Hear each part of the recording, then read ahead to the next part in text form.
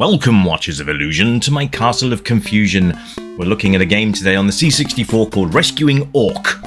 And a rather lovely little game this appears to be. I've not played this before, so it's kind of like a review first impressions type thing, so we'll have a look as we go along. First of all, graphically, it looks lovely. Really nice and colourful, and cute little animations. And I think this is sort of an adventure game, I guess. Platform adventure sort of thing. These bats are annoying. So I don't know if they take a certain amount of hits before they disappear completely, but hey, we'll find out as we go along. Where did he come from? Well, there are two of them. We'll go through the usual criteria, graphics, sound, controls, etc., as we go through the game. So you can see it's a screen-by-screen affair as you adventure your way around, try and find things. It's kind of, in a way, Dizzy-esque, the way that the backgrounds are all done and stuff. Quite like that. So, right, okay, so it's not going to let us go any further than that. We need to go and find what's happened to Orc before we can progress. So that means backtracking. So now we'll find out, I guess, if things respawn on the screen if you leave the screen and re-enter it. Now that could be quite a challenge if that's the case. Can't get through there. So you can see the bat is in the tree. So we're going to, once you hit the bat though, it does fly off until it hits something, and there's two of them, until it hits something, and then it will come back, and it will actually hone in on your location. So just be aware of that. I think bats take 3 hits to dispatch, but oh well, never mind. So let's have a look at the UI. So down the bottom end, bottom left, we've got our life counter, then we've got how many keys that we've got, and in the bottom right, we've got our score. So basically, hitting anything that will generate a kill will increase your score. So we've got 750 points at the moment, or coins if you like. I think it's supposed to be coins. I don't know. But let's have a look at everything else. So controls, very nice. Left and right, up and down. Down actually is more of an action button. So when you reach little signposts, you push down and you'll read them. That's quite nice. Some of these things take a few more hits than one, so just get used to that. The blue blobs take 1 hit, the green blobs take 2, etc. Bats take 3. So the tougher the enemy, the more hits it's going to take. So you can see here, once you hit it, it turns red, which means you've pissed it off, and it's going to come back and try and eat you. So you can see the bats making their way down to my location there. I quite like that. The bats know where you are, pretty much at all times. The only thing I think that's frustrating with the bats is that they do fly off, and then you've got to wait for them to hit something to come back. But it's such a small problem. It's not really a problem either. I mean, I think bats probably could have been a one-hit affair, but never mind. I can't take anything away because I'm actually quite enjoying this game. So there's the key that we need there. You can see a couple more bats floating around up there. So we'll... oh yes, and if you do get hit, you will take a life off instantly. There's no sort of hit counter. It is literally you get hit, you lose a life. That's it. But you continue until you've lost all your lives. You don't have to restart or anything like that if you get hit. I quite like that though. That's quite nice. So level design's nice as well. Screens take a little bit of getting used to. Once you're on a new screen, you might want to evaluate the scenery before you go ahead and plot your route, because if you do happen to fall short of a platform and you fall into the water, for example, it's an instant death. You can't swim. So there's a few things to keep an eye out for. See a bats again because he's so close. We might as well just finish him off. I suppose I could jump. Oh. That's what happens when I don't push the jump button in time. Oh, jump is up, by the way, which probably contributes to that, because you know me and up jumps, I don't like them. No, I don't. I don't like up as jump, I really don't. But, you know, you've got attack as the fire button, so you haven't got really much choice. But I guess it works. It works quite nicely. It's just me being a klutz, really. But never mind. So you can see the score counter has gone up quite a bit in the last few screens. We're now up to 2,500 score, which is nice. You'll see that every hit I land will generate some score there, which is nice too. So sound is rather nice. You've got this great little soundtrack running through as you go, which I quite like that. These bats are really quite hard to see sometimes. They put them in the dark areas, and look, I've just gone back on the screen, got hit instantly. There's 3 bats here. Oh, glorious. So now I've got 2 lives left. You can replenish your lives, by the way, if you find them. They look like apples, but they're supposed to be hearts, I think. But they're easy to spot on the screen, so if you do see them, pick them up, and that will help you to continue on your adventures. So have a go at that.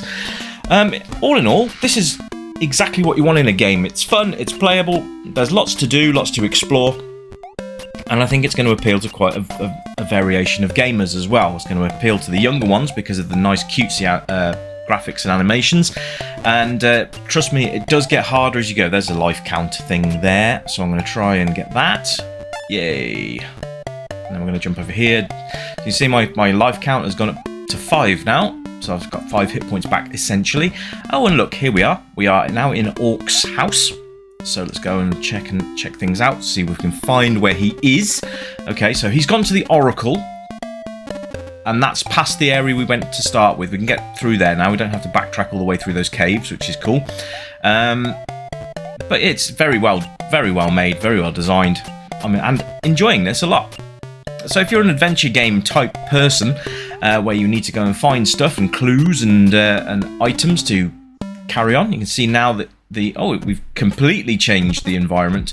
So we're on our way to the Black Forest now, and we've got these little kind of snake guys, and they're throwing their bogeys at us. That's delightful. So you can see once you've made a hit on characters that have more than 1 hit point, they do flash red to let you know that they're annoyed. But it's not. This is nice because you've now got, not only have you got new scenery, you've actually got new enemy types as well, which is even better. So everything's done with really nice care, attention, and everything else. It does make the game so much nicer to play than just having bland backgrounds. Like, if you wanted to take the easy route out of this, you could have just had that background as pure black and not had anything in it. But I think that the way that the developer has done this is really nice, and I just jumped to my death. I panicked there, guys. I will admit I panicked. But yeah, they could have just had black backgrounds, and no, it's nice to have something colourful in the background there. And oh, missed that one. That's not good, is it? Let's try. Oh no! Oh, for the love of God. Okay. No! Oh, right, okay, so that's a precision jump. That's what we like, precision jumps. Anybody else a fan of precision jumps? Because I certainly am not. It's game over, but now we kind of know what to do. We'll go through again, see if we can get back to that point quite quickly. So, playability, well, it's really, really good. I would suggest this game to many, many of you, because I think there's quite a lot of you out there that will actually enjoy this game. For me, it's one of those games I would come back to. Absolutely. It's good fun. It's there's a lot to do, a lot to see, and everything's just so cutesy. I've just lost a couple of hit points there. That was silly, but never mind.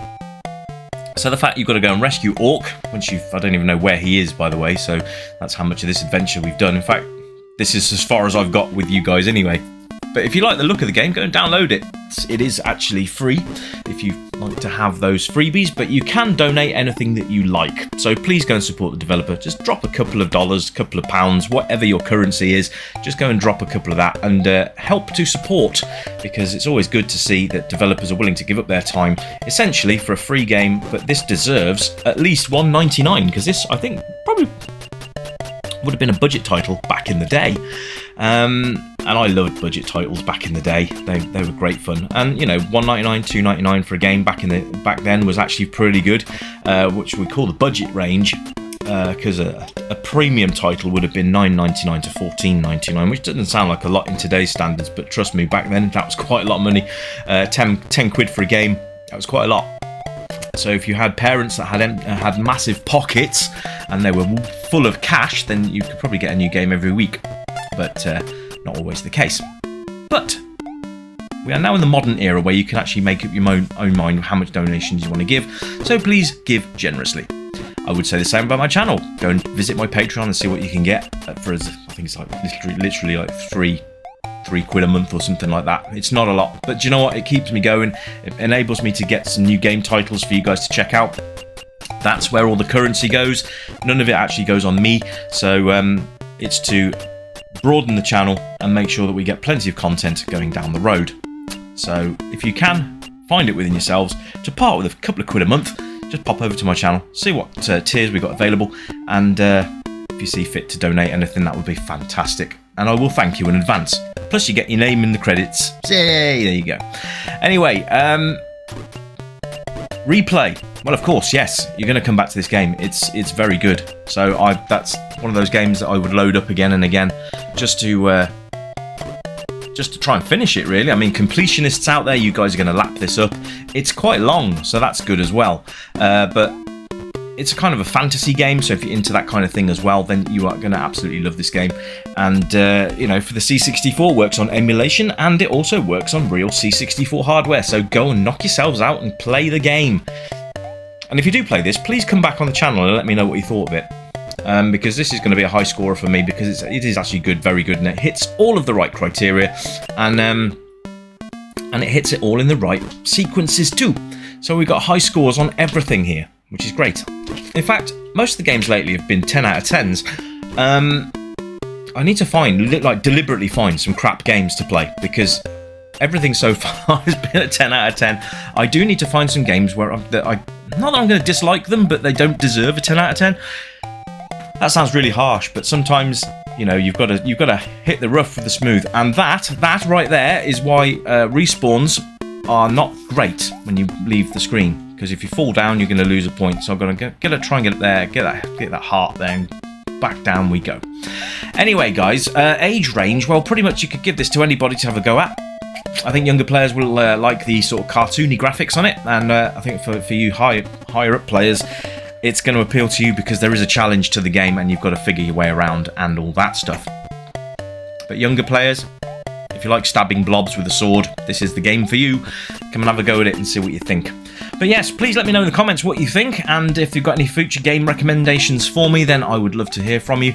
Remember that the channel now has expanded to be not just retro, but it does cater for other games as well. Preferably not AAA titles, but more indie games would be what I've been looking for.